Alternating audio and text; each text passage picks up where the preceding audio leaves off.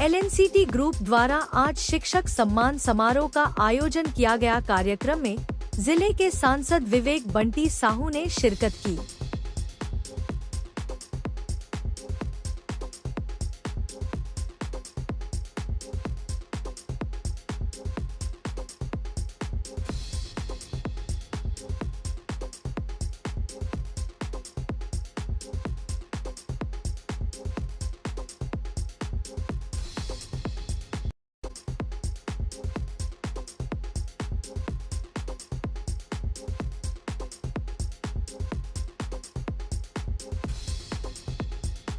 प्रधानमंत्री नरेंद्र मोदी जी ने संकल्प लिया है कि जब आजादी के 100 वर्ष पूर्ण है उसके पहले भारत को विकसित और आत्मनिर्भर राष्ट्र बनाना है। और आज हम लोग अगर विकसित भारत की और आत्मनिर्भर भारत की बात कर पा रहे हैं और प्रधानमंत्री जी संकल्प ले पा रहे हैं, तो इसके पीछे हमारी शिक्षकों की बड़ी महत्वपूर्ण भूमिका है, क्योंकि लगातार देश के भविष्य को आगे बढ़ाने का, उनको शिक्षा देने का काम और देश के प्रति समर्पण का अगर कोई भाव जागृत करने का काम करता है तो वो शिक्षक करता है। और शिक्षकों के नेतृत्व में आज निश्चित तौर पर जल्द भारत विश्व गुरु बनेगा। साथ ही साथ शिक्षक अपनी परंपरा और संस्कृति से भी हमारे बच्चों को जोड़ने का काम कर रहे हैं। और अभी मेरे पहले संदीपनी विद्यालय के प्राचार्य जी ने भी बताया कि आवश्यकता है कि बच्चों की जिसमें रुचि है, जिसमें प्रतिभा है, उस प्रतिभा को शुरू से ही बढ़ावा दिया जाए। इसलिए उसमें व्यावसायिक पाठ्यक्रम जोड़ा गया और इस शिक्षा नीति के नेतृत्व में, इस शिक्षा नीति के दम पर ही भारत विश्व गुरु बनेगा। और हम सबकी जो मंशा है कि भारत माता परम वैभव में विराजे, भारत विश्व गुरु बने, तो वो दिन दूर नहीं है। इसलिए इसमें मैंने बताया कि शिक्षकों की बड़ी महत्वपूर्ण भूमिका है। आज बहुत सारे कार्यक्रम है, इसलिए मुझे जल्दी जाना है। ग्रुप की तरफ से छिंदवाड़ा जिले के सभी शिक्षकों का सम्मान समारोह आयोजित किया गया था होटल देव इंटरनेशनल में। और कार्यक्रम का जो मुख्य आतिथ्य है माननीय सांसद जी श्री विवेक साहू जी ने किया और उनके हाथों सभी टीचरों का, सभी शिक्षकों का, सभी गुरुजनों का सम्मान किया गया। और एलएनसीटी ग्रुप, एलएनसीटी परिवार की तरफ से सभी शिक्षकों का बहुत बहुत धन्यवाद यहाँ पधारने के लिए। और माननीय सांसद जी का, माननीय महापौर महोदय जी का धन्यवाद जो उन्होंने इतना कीमती समय निकाल के हम सबको अनुग्रहित किया। और सभी मीडिया बंधुओं का भी बहुत बहुत धन्यवाद कि आप लोगों ने इसका अच्छा कवरेज किया। और एलएनसीटी परिवार की तरफ से बहुत बहुत धन्यवाद। मेरा नाम अम्बकेश्वर पाठक है, मैं डायरेक्टर हूँ पूरे एलएनसीटी ग्रुप।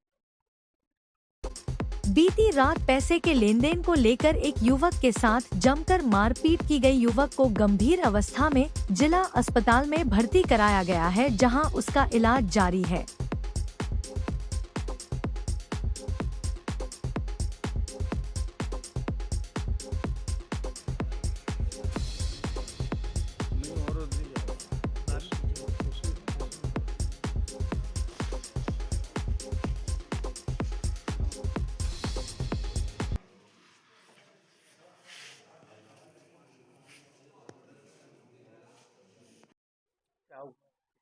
मारपीट हुई।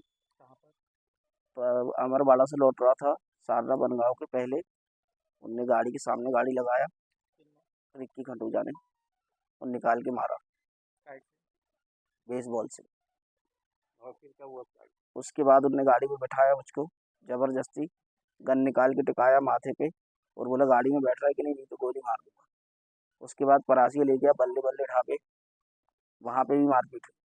कितने लोग थे? 4 लोग थे, 4 से 5 लोग। कारण क्या है?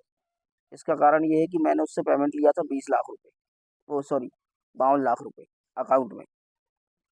तो जब भी उनको पैसे देने की बात होती थी तो बोलते थे अकाउंट से पैसे नहीं लूंगा, तो मुझे कैश दे दे। तो मैं उनको जब कैश पैसे देता रहा 5 लाख रुपए महीना, 5,20,000 रुपये महीना उनको ब्याज देता था, 10% 52 लाख रुपए का। और हर महीने उनको 5-6 लाख रुपए, 7 लाख रुपए, 10 लाख रुपए जितने मेरे पास एक्स्ट्रा रहते थे वो मैं देता था उनको। तो उनका पूरा पेमेंट खत्म हो गया है। लेकिन वो मुझे धमकी देते हैं कि अगर तूने पेमेंट नहीं देता रहा अब तू जिंदगी भर ब्याज देगा, क्योंकि मैंने अकाउंट में पैसे दिए और तूने मुझे कैश दिया है। अब मैं तुझसे जिंदगी भर पेमेंट लूंगा, नहीं तो फिर तेरी घरवाली के अकाउंट में जो पैसे डाले हैं उस एवज में तेरी घरवाली के चेक बाउंस करा के और केस लगाऊंगा और उसको जेल में भिजवा दूंगा। तो मैं 6-7 महीने से उसको रेगुलर पेमेंट दे रहा हूँ। कल फिर पैसे के लिए फ़ोन आया तो मैंने उनको बोला कि भैया मैं अमरवाड़ा में हूँ, यहाँ से फ्री होऊंगा उसके बाद आऊँगा। तो उनने मुझे गाली गलौज करना शुरू कर दिया। जब उनने मुझे गाली बका बहुत देर तक, तो मैंने भी उसे गाली बका। फिर जब मैंने गाली बका तो उनने और ज़्यादा गाली बकी, तो फिर मैंने उसको डराने के लिए कुछ भी बोल दिया कि भैया ऐसा है वैसा है। लेकिन वो मेरा इंतज़ार कर रहा था रास्ते में। जैसे ही मैं पहुंचा वहाँ तो उनने मुझे रोक लिया, रोक के मारा, मेरी गाड़ी के सामने गाड़ी लगाया, सबसे पहले रोक के मारा, बंदूक निकाली, बंदूक अड़ाकर और ज़बरदस्ती गाड़ी में बिठाकर परासिया रोड बल्ले बल्ले ढाबा ले गया। वहाँ पे भी उसने मारा मुझे, और उसके बाद देहात थाने के आगे आमा नाला के पास छोड़कर चला गया।